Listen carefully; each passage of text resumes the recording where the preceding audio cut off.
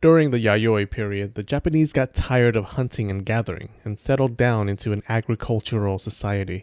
Japan developed late in the game, historically, compared to China and the West. When these other cultures were already firmly established and bullying their neighbors, Japan was messing around with this new thing called farming. The Yayoi period lasted from 300 BC to 250 AD. It roughly coincides with the Chinese Han Dynasty. It begins soon after the death of Alexander the Great and the end of Greece's classical period, the period that most people picture when they think of ancient Greece. At the end of the Yayoi period, the Roman Empire was already past its prime. We don't know for sure where the Yayoi came from, but the predominant view is they were the shovel-teethers that we discussed in a previous video here. They migrated to a Japan already inhabited by the Jomon for thousands of years, bringing with them new methods of wet rice farming and metalworking. These new people had the impossibly beautiful Asian features that persist to this day.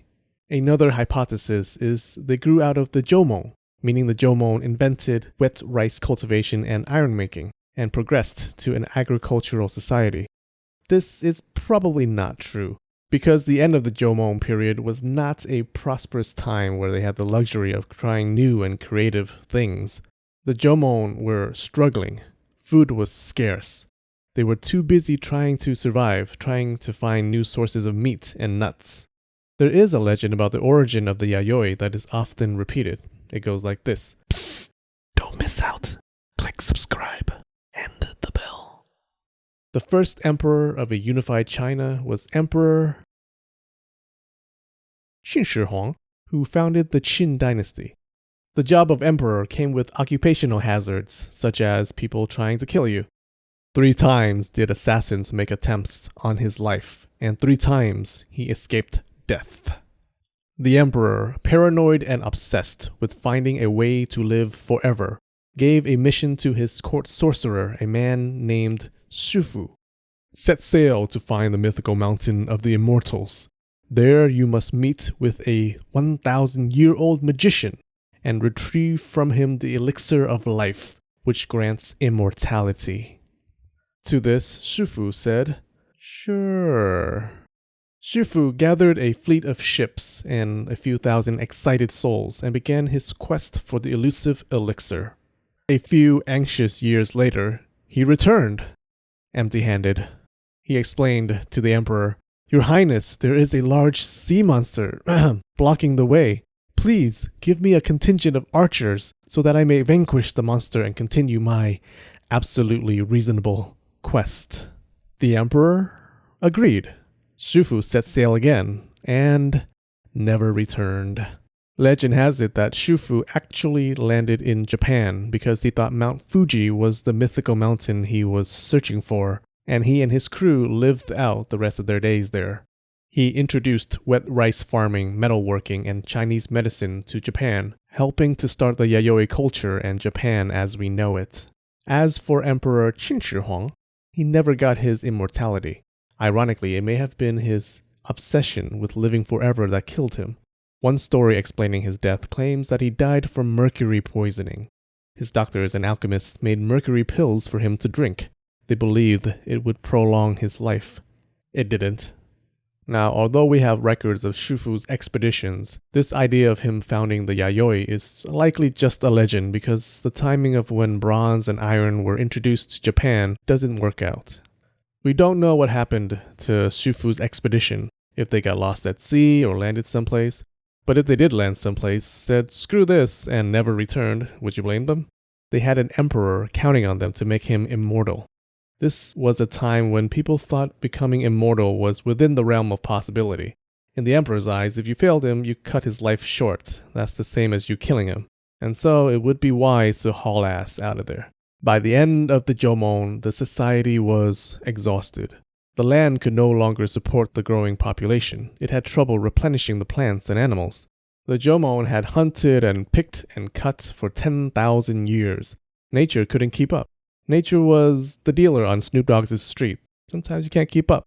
When the Yayoi came along, they had a massive advantage over the Jomon: agriculture. Wet rice farming was a game changer. They didn't have to find edible plants or move where the animals moved. They just found a good spot, settled down, and farmed their rice paddies. The population boomed, like STDs in Russell Brand's neighborhood. We don't know whether the Yayoi killed off the earlier Jomon people that they encountered or just assimilated them. We clearly see Jomon influence in the Yayoi. They lived in pit dwellings like the Jomon and had pottery designs with some Jomon features. From studying their pottery, we see that the two cultures traded and interacted a lot, especially in the early Yayoi years. But there came a point where the Yayoi became so successful that they replaced most of the Jomon population to become the dominant culture. Their pottery was simpler than the Jomon's, more utilitarian.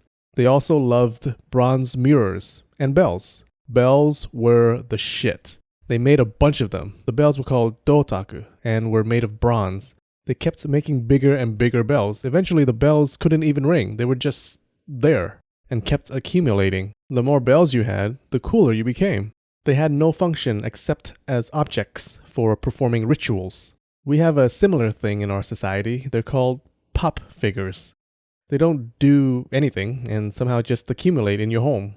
In a few years, we'll be using them in rituals. Please, Lord, grant me my wish. I wish to be rich.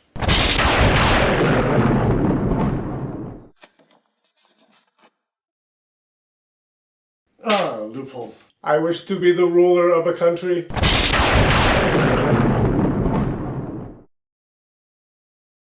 The Yayoi brought change to a Japan that was stagnant for thousands of years.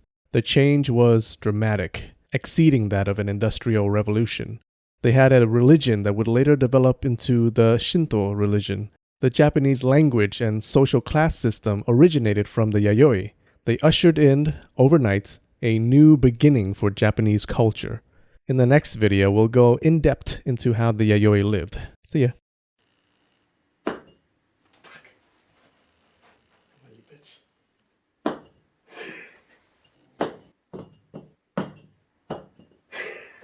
So close. This is the worst.